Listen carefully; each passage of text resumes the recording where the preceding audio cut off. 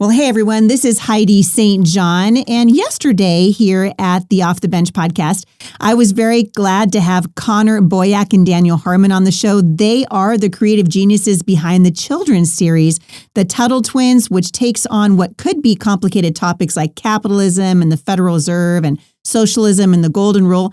And they make it doable for you to teach to your kids and understand it yourself. They're teaching kids about the ideas of freedom. Today, I'm going to air part 2 of that interview. It's a fascinating conversation, and I think you're going to love it. Stick around. I think you're going to be encouraged.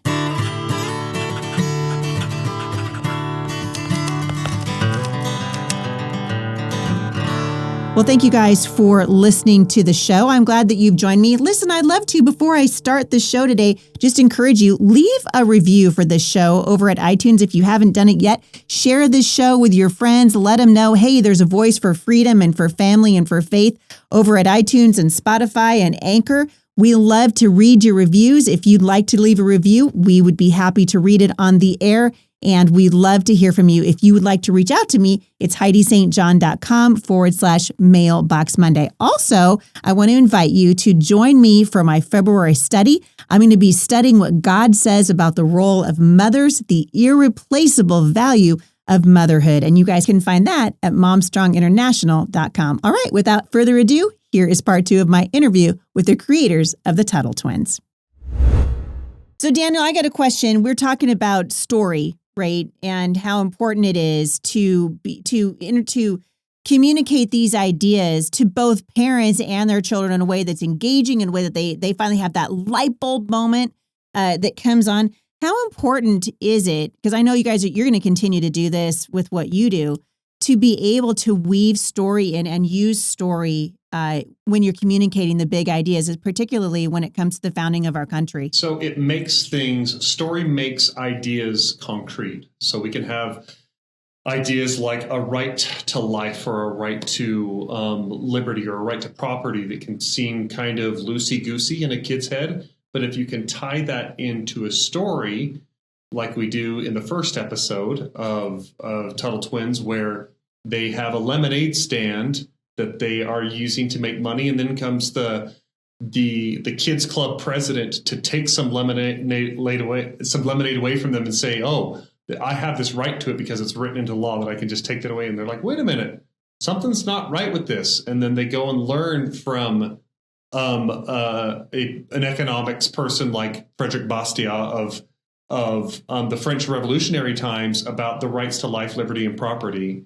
And then they can go back and apply that. That kind of stuff sticks much better with kids than just trying to teach principles and ask them to apply it. It's almost like the application portion of our brains can't always connect immediately until we hear someone connect it to another story for us. And then we're like, oh, now I see how that works in my life. Like I can see how you said that this is working over here for this situation with your lemonade stand. Oh, now I can see this works over here for my little, real estate business or whatever it is. Yeah.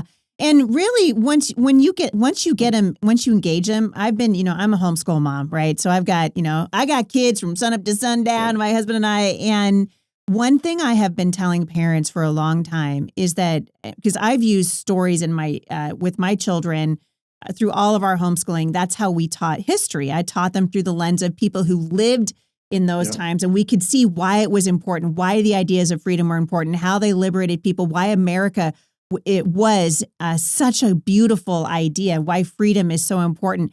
And it occurred to me, really it was an accident, but I realized as I was reading stories to my children, once they could wrap their head around the person and pull themselves into that emotion of that person, the story became something that they could really wrap their heads around an idea. And that's kind of what you mean, isn't it, when you say it makes an idea concrete? Yes, very much so. I think we can look at the master teacher. I'm a Christian myself as well. We have 7 kids, my wife and I, and we also homeschool some of them. Who would have 7 kids? Right, of all the craziness.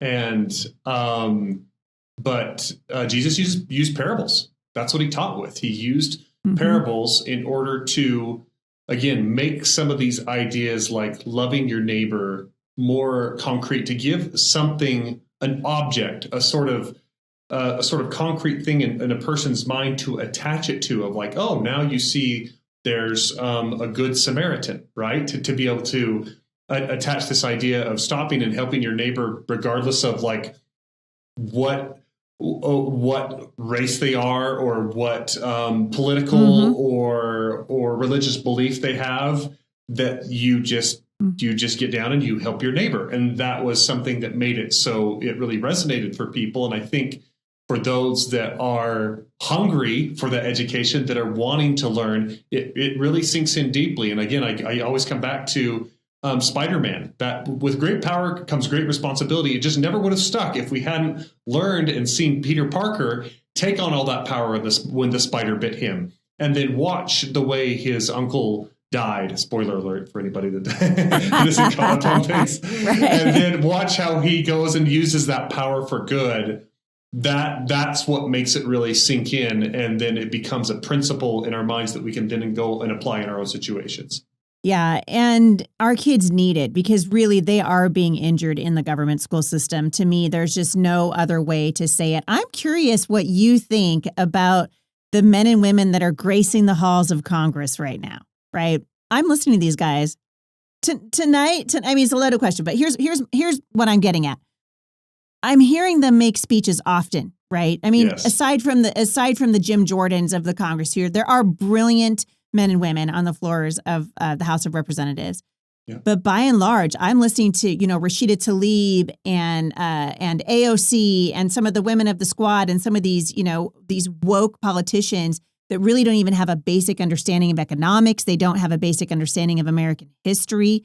Yeah. What's your takeaway from, because we're watching this right in real time. And I wonder if we don't get a hold of the education of this next generation, I wonder where the Congress will be 5 years from now or 10 years from now.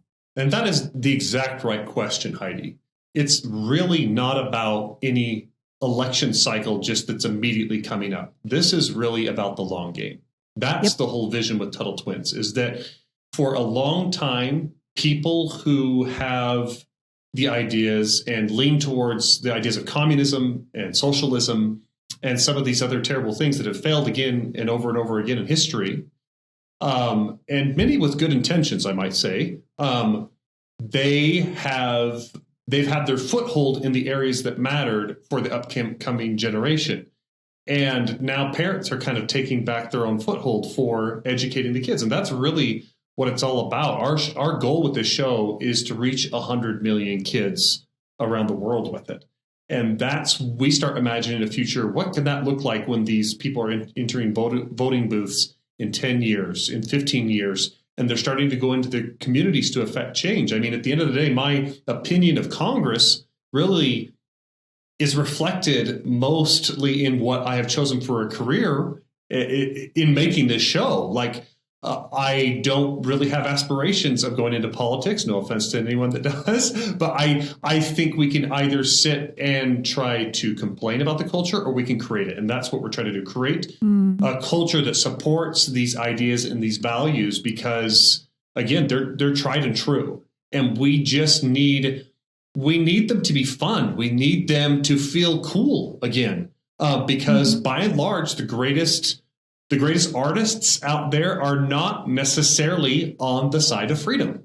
They're very much pushing the other direction. It's not to say all of them are, but we see that as a trend, right? And like you mentioned, the what happened to the Grammys and all that kind of stuff as recent evidence of it, or what's happening with the Proud Family show. And there's just so much room for improvement. And I think it happens more on an individual basis and within families and people trying to affect within their sphere than it does than like, oh, if we can only just get this one leader elected, then we're going to be saved. I just don't think that's the way it goes. No, I don't think so either. And it took us a long time to get into the mess that we're in. And it's going to take us a long time, I think, to get out of it. And I think you're right. We're keeping our eye on the long game. And remembering that it's going to take time to undo this, and education really is the way to do it. What's next for the Tuttle Twins? I know that there are a lot of people listening to this who've heard me talk about you guys behind your back for a long time here. Just talking about the work great. that I think. Just talk about behind our back all you want, as long as it's good. As long as it's good. Well, I think that you guys are doing something that we're seeing more and more people. So like my friends at the Daily Wire are creating programming for children now. Prager University is creating programming for children because they're realizing, oh my word, it's our children. It's our children. Yeah. It's our children. It's our children. Like read my lips. It's our kids, right? Yeah, that's what they're going at. Where can people find, first of all, where can people find the show, the Tuttle Twins show? And then what's next for you guys? So I want to kind of know where you're headed from here, because I have a funny feeling you're not going to be sitting still.